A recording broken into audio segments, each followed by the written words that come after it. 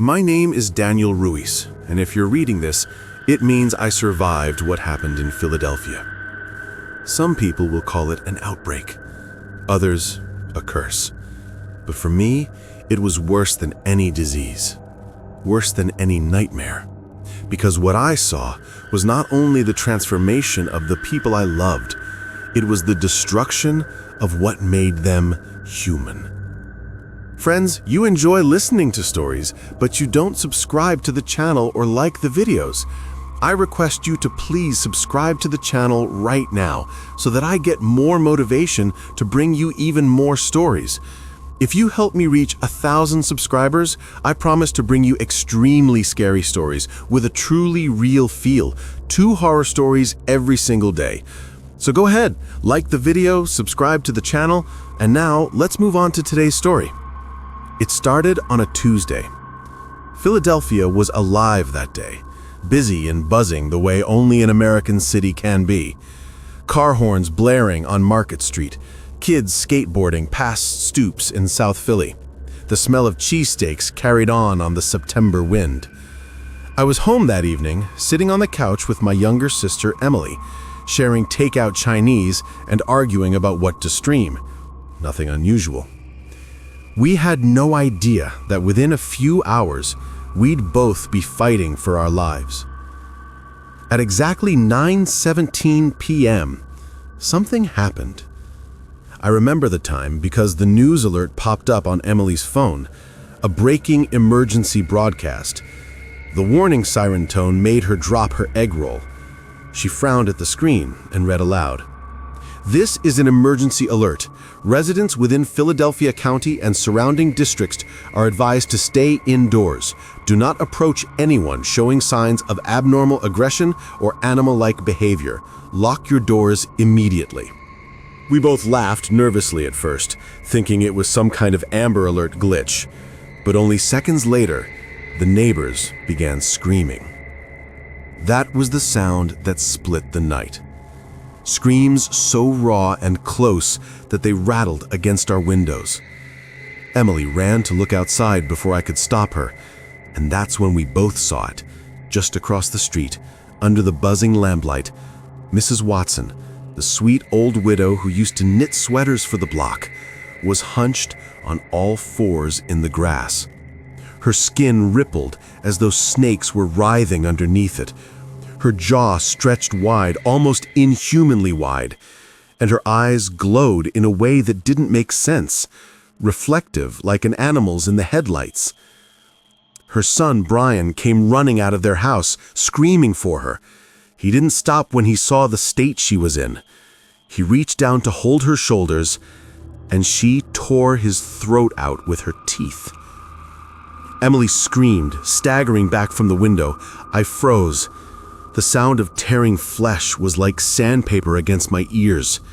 Blood sprayed across the sidewalk as Mrs. Watson, no longer Mrs. Watson, not really, gorged herself on her own son, the one she had raised, loved, and cradled. That's how it started. All down the block, there were shrieks, crashes, and growls. Not roars exactly, more like distorted versions of human voices stretched into guttural tones. Neighbors hurled themselves at their families, even their children. Some sprouted patches of coarse hair across their faces. Others had claws bursting grotesquely from their nails. Half human, half animal, but somehow twisted to feed only on the ones dearest to them. Emily clutched my arm. Danny, what's happening to them? I didn't have an answer. My instincts kicked in, and I dragged her to the back room, locking the door. We huddled against the windowless wall, listening to the chaos. Thuds against garage doors, shrieks that turned to gargling moans, the wet sound of chewing. I remember whispering to myself, this can't be real. But it was. And then, around midnight, it got worse. It wasn't just the neighbors. The city itself seemed to transform into a war zone. I could hear it, the distant sounds of crashes on I-76, gunshots echoing on Broad Street. helicopters whipping circles in the sky. Fire alarms began to wail as flames spread unchecked. The news stations stopped broadcasting after one desperate anchor tried to explain. The infection was spreading at random. People were losing their humanity, but instead of hunting strangers on the street, they turned violently on those who mattered most to them: spouses, siblings, parents, children. The infection, or curse, was intimate, cruel. My stomach turned as I realized if Emily changed, I was her target, and if I changed, she was mine. And that's when the real horror began, because the fear in her eyes told me she was thinking the same thing.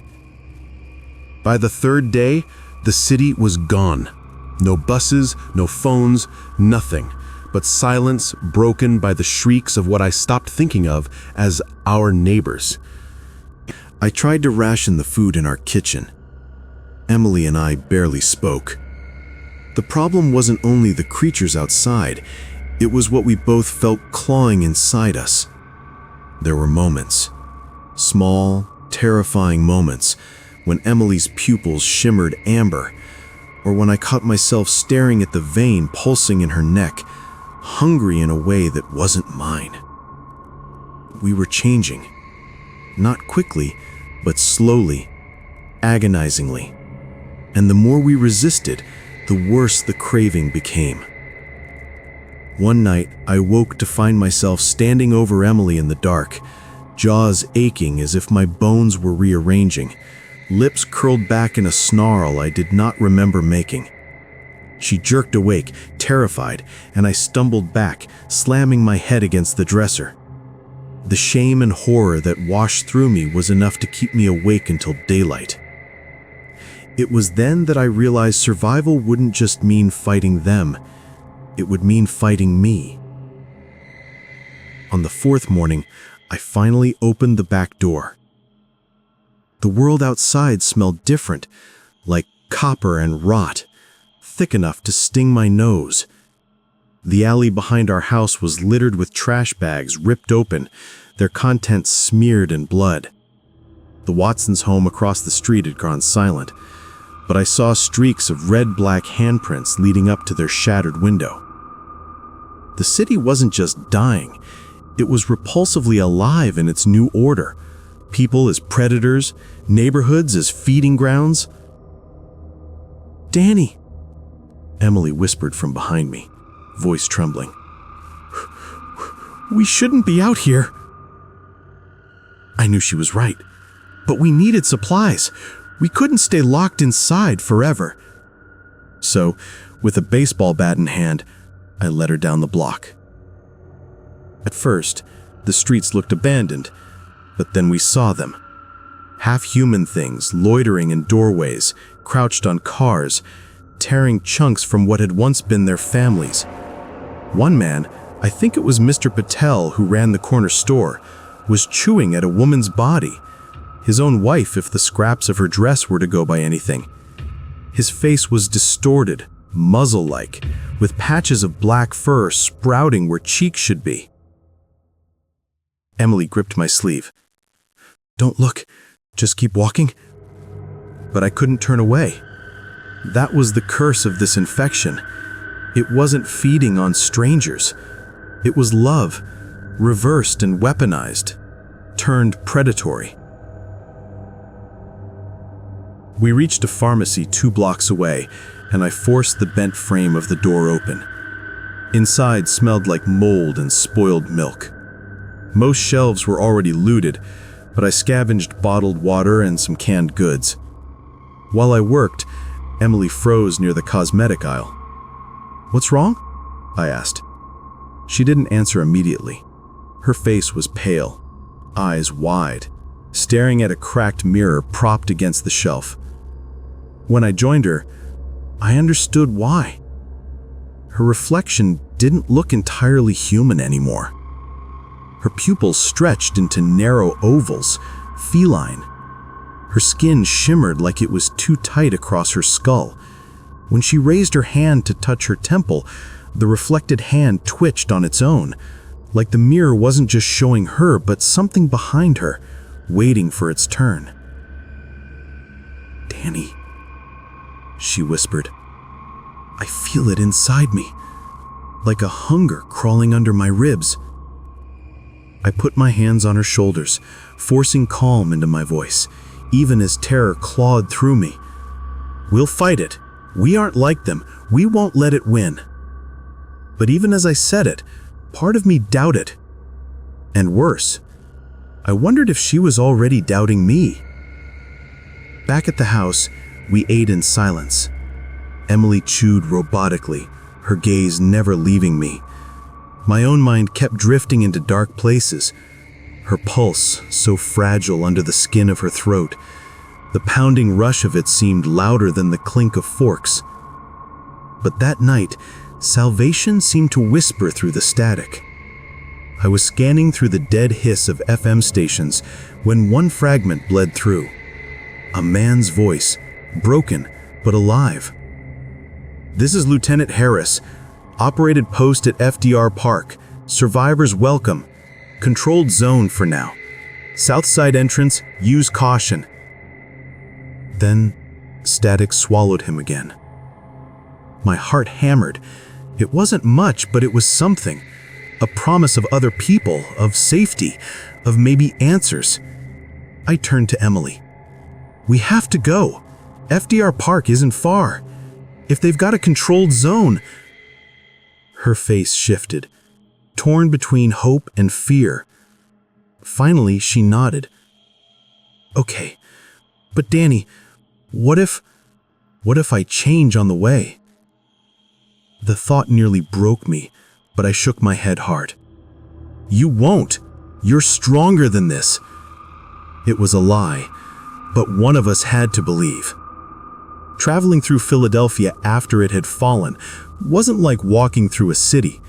It was like trekking through an open-air slaughterhouse. We saw bodies half consumed and left to rot, apartment blocks gone silent except for the occasional shriek that rose like steam. Cars crashed and smoking in the middle of intersections where families had turned against each other in the driver's seat. The farther we walked, the more I noticed how quiet Emily was becoming.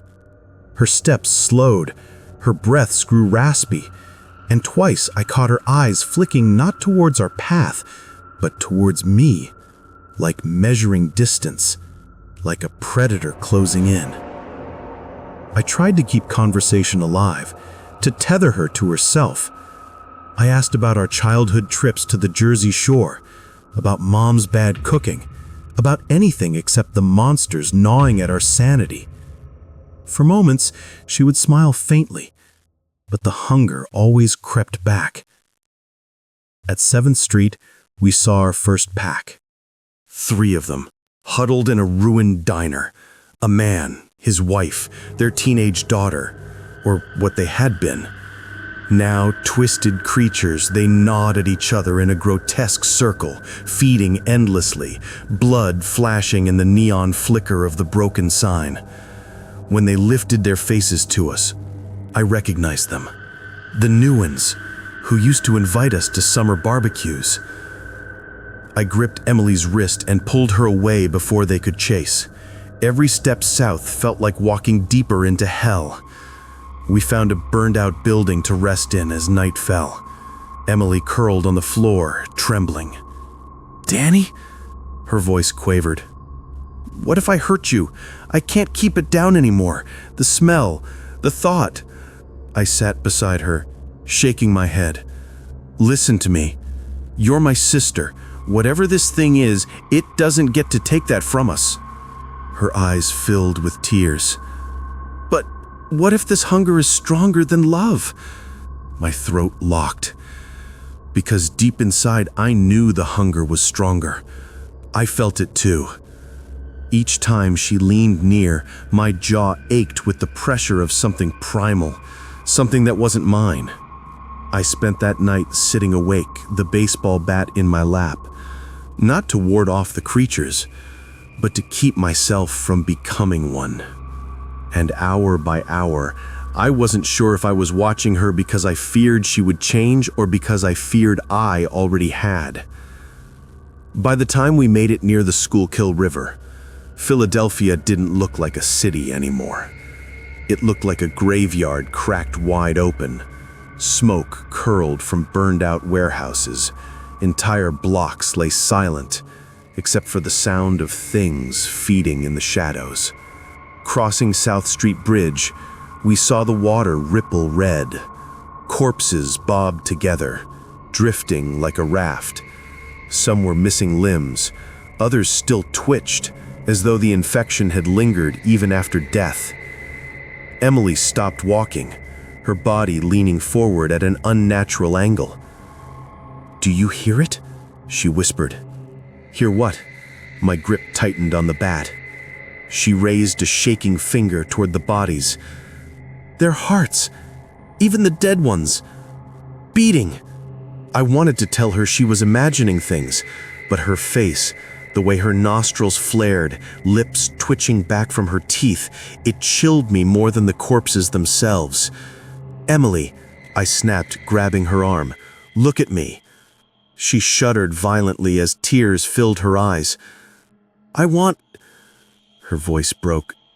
"I want you. The smell, it's like sugar in my veins."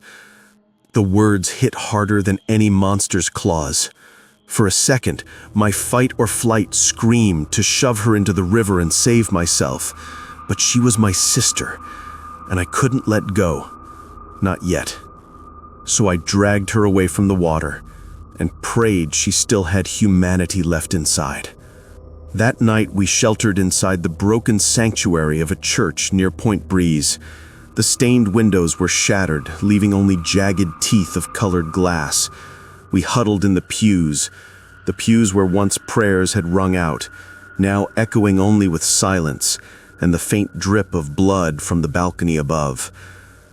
I don't know when I drifted into half sleep, but when I woke, the first thing I noticed was that Emily was gone. My chest seized. I grabbed the bat and searched the darkness. I found her near the altar, kneeling, clutching her head. "Stop whispering!" she shrieked into the empty air. "Stop!" I rushed forward, catching her before she slammed her skull into the marble floor. Her skin burned against mine. "They're calling me," she sobbed. "The ones outside. They say it won't hurt if I just give in. They say family tastes the sweetest." Her words made my blood go cold. Not only was she losing the fight, she was hearing them, part of the hive of predators weaving through the city. I held her tight until her body slackened, until exhaustion pulled her into sleep. But I did not close my own eyes after that, because for the first time I feared the truth. The infection wasn't random. It wanted us turned against each other, and the longer we lasted, the hungrier it grew. By dawn, we were close.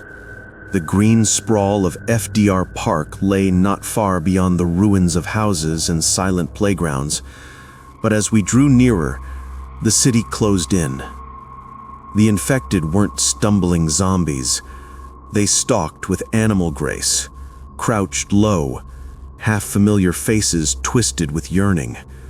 Each one seemed tethered to its prey. Husbands lingering near skeletal wives, children clawing out mothers' rib cages, even lovers devouring one another mid-kiss. Emily gagged at the sight, but a tremor rippled through her shoulders. The tremor of desire. "Danny!" she rasped. "I can smell them!" I yanked her along before she could finish. Every minute mattered. When the park's open fields came into sight, I almost collapsed in relief. On the far side, I spotted barricades cobbled together from police cars and buses, a faint silhouette of movement, armed guards, survivors. It was real. But between us and safety lay dozens of them. Half human, hunched and shrieking, tearing at carcasses littering the grass. The exit was within reach, but the swarm stood between. I looked at Emily, her eyes burning gold in the dawn light. "We'll make it," I whispered, though my throat closed around the lie. We ran, feet pounding the grass, lungs on fire. The creatures lifted their heads as one, jaws slick, eyes reflecting sunlight like predators at dawn. They came. I swung the bat, bone cracking beneath its weight. Emily screamed, clawing with her own nails, sharper than I remembered them being, digging through tendon and throats. She fought like one of them, but for me, against them, for now. One lunged at me, its face half torn, half furry. I recognized him. It was Mr. Patel again. His jaw snapped at my arm before Emily tackled him, sinking her teeth into his throat with a ferocity that stopped me cold. Blood sprayed across her mouth. She froze as though waking from a dream, then looked at me, wide-eyed, horrified. "Danny, But there was no time. I dragged her toward the barricade, screaming at the figures I prayed were soldiers. Gunfire ripped through the morning, mowing down the creatures between us. The gate cracked open, and we stumbled inside. For a fleeting moment, I believed we were saved. Inside the barricades, survivors huddled in clusters. The air smelled of sweat, smoke, and antiseptic. Makeshift tents flapped in the wind. Soldiers in fatigues stalked the perimeter. Lieutenant Harris was real, a broad man with sunken eyes. He clasped my shoulder when I introduced us. "You made it. Not many do. But," his eyes fell on Emily, lingering on the smear of blood drying around her mouth. "She's infected." Emily stiffened. "No, She's still herself," I cut in. "She fought them. She saved me." Harris's expression hardened. "That won't last. You both should understand the rules. We don't allow infected inside our camp. Not even family. Either she's put down now, or she leaves." Emily's trembling hand found mine. "Danny, please." And in that moment, I realized the cruelest horror wasn't the monsters outside. It was here. The choice between family and survival, love and the bullet. The camp went quiet as Harris said the words. Survivors stopped eating, stopped murmuring, stopped breathing almost. All eyes locked on us, on Emily crouched beside me, trembling. "Rules keep us alive," Harris barked. "One slip and it's not just her life, it's all of ours. Do you understand?" His men tightened their grip on rifles. I could feel Emily's hand digging into mine. Beneath her skin, her pulse hammered too fast, like the flutter of an animal trapped in a cage. "Danny, please don't let them kill me. I'm still me, I swear." Every voice around us told me it was suicide to fight. Yet the thought of handing over my sister, my only family left, was something I could not summon the strength to do. "Then we'll both leave," I said firmly. Murmurs rippled through the camp. Harris shook his head as though pitying me. "You'll never last a night out there. But I won't waste bullets on people who want to dig their own graves. Get them water, a pack, let them go." The guards shoved supplies into my arms, but never lowered their guns. As Emily and I were forced back out through the barricade, I saw the surviving families staring at us. Some expressions held sympathy. Most were just relieved it wasn't them. The gate slammed shut behind us, and we were alone again. We camped near a playground, overrun with ivy. I could still hear gunfire in the distance, from FDR, echoing like a heartbeat behind walls we'd been cast out of. Emily sat apart from me, hugging her knees. Streaks of dried blood marked her jaw. She hadn't tried to wipe it away. "You should have stayed," she said flatly. "You'd be safe now." I shook my head. "Safe doesn't mean anything without you." Her lips twisted, half smile, half snarl. "You think you saved me, but what if you doomed yourself instead?" Her words stung. because part of me knew she was right. When she finally slept, I caught myself staring at her chest rising and falling, hypnotized by the rhythm. The reminder that all she was, all I was fighting for, could be ripped away in an instant of transformation. And worse, sometimes my mouth watered when I looked at her. Over the next days, the hunger worsened. At night, I woke gasping, tasting blood that wasn't there. Once I caught my reflection in a dirty window and flinched. My teeth all seemed sharper, stretched too far. Emily grew quieter, hungrier. She snapped at me when I tried to share food. Her hands shook as she pressed them against her temples, whispering to voices only she could hear. On the 5th night, she almost killed me. I woke to her kneeling over me, teeth an inch from my throat, her breath hot and ragged. She froze when my eyes opened, horror flashing across her face, and bolted outside sobbing. I followed, bat in hand, not sure if I meant to protect her or protect myself. But when I found her by the swings, she was screaming not at me, but at the sky. "Take me instead! Leave him alone!" Her body convulsed, claws sprouting where fingernails had been. And then, mercifully, the tremors passed. She collapsed into my arms, sobbing like a child. I don't know how much longer I can fight. Neither did I. That night I fiddled with the old radio again, desperate for some hope. Static. Silence. And then, faint, a new message cut through. Not the military this time. A voice, low, distorted, crawling like oil across my skin. You cannot run from the change. It is in your breath, your blood, your love. The city is ours now, and soon so will you be. Emily stirred, eyes fluttering open as if she'd heard every word. Her pupils gleamed gold again. They're right, Danny. It's not outside. It's inside us. And the more we fight, the sweeter it'll taste when we finally give in. For the first time, I wondered if there was no surviving this, only delaying the inevitable. By the 7th day, Emily could barely walk. Her skin was fever hot, muscles twitching, nails darkening into claws. I carried her through the hollow city as she drifted between lucidity and hunger. We found shelter in a subway entrance, the tunnels far quieter than the world above. I laid her on the tile floor, covering her with my jacket. "Rest," I murmured. "I'll keep you safe." Her eyes glistened in the shadows. I don't think that's possible anymore. I brushed sweat-damp hair from her forehead. She grabbed my hand suddenly, strong, too strong. "Promise me," she hissed. "If I change, you won't let me hurt you. Promise." I opened my mouth, but the words wouldn't come.